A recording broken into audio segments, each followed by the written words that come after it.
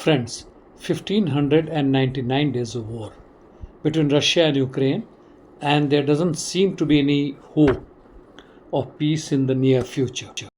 As far as Middle East is concerned, full-fledged attack by the American warplanes and through other means continuing against Iran, and IDF is continuing bombing southern Lebanon as well as several parts of Gaza Strip. Talking about the war between Russia and Ukraine, the most important thing that is happening these days are the uses of UAVs or drones and missiles against each other deep inside in the enemy's territory. Ukraine launched more than 350 drones against Moscow, and as per Russian air defense, they neutralized 300, but 50 of them could reach on the outskirts of Moscow or in that region, causing some damages. In other parts of Russia also, they are able to reach and destroy Russia's oil and energy sector and other civilian infrastructures. Russia too is continuing as far as possible to use drones, missiles, and other ways to destroy Ukrainians' logistic hub centers, energy sectors, etc., especially in Kiev and recently in Odessa and central Ukraine, including Sumy. As far as ground situation is concerned, the war momentum continues in the similar direction. In north, the Russian army continues advancing in Sumy as well as in Volchansk regions.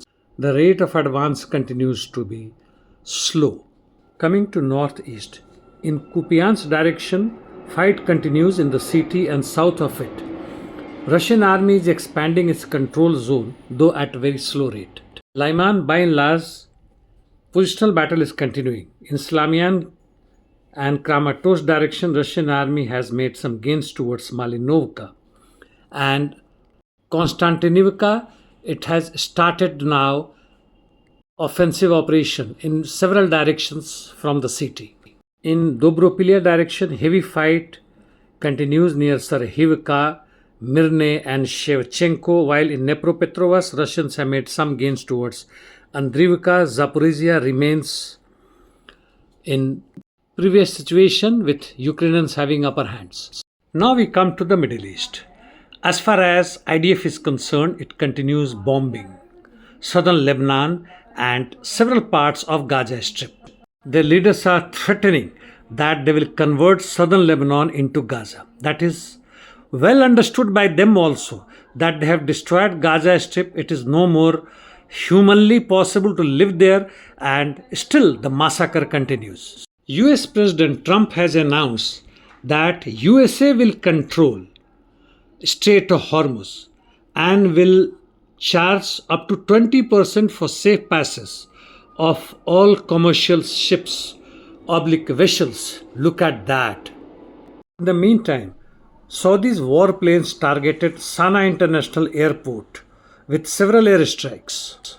Just before that, it was reported that 2 Iranian planes landed there safely with some high-ranking officials of Iran. Saudi Arabia is directly confronting Iran, not only Houthis here. In the meantime, US continues attacking Iran from Kuwait, Bahrain, Qatar, etc.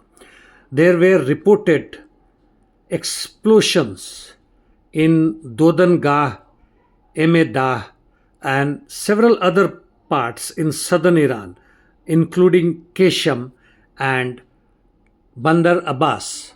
Iran too is retaliating. It has hit Bahrain, where US 5th Fleet is positioned, Kuwait, Jordan, Erbil, that is in Iraq, while Iraqi Prime Minister has reached America.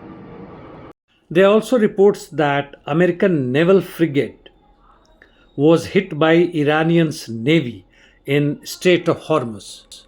We must recollect that this war has started after peace was agreed between Iran and America only 3 weeks back. And it was understood from the beginning only that this peace was to give time to American bases to recoup where Saudi Arabia and other Gulf countries to join in that, including Jordan and others. I will not be surprised if Israel joins tomorrow or very soon against Iran. They want to destroy Iran like they want to destroy Russia. And it is very clear that wherever possible, wherever you have oil, wherever you have massive public properties, you have rare earth elements, etc., the US will claim to have control over it. If diplomatically, if you do not agree, it will be forcefully by its armed forces.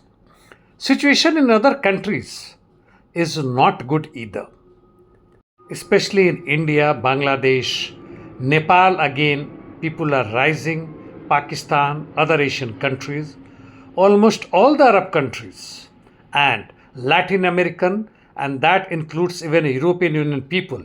And do you think the people of USA are in a good position to live in? No, not at all. Poverty is very high. Let me stop it, friends. Thank you.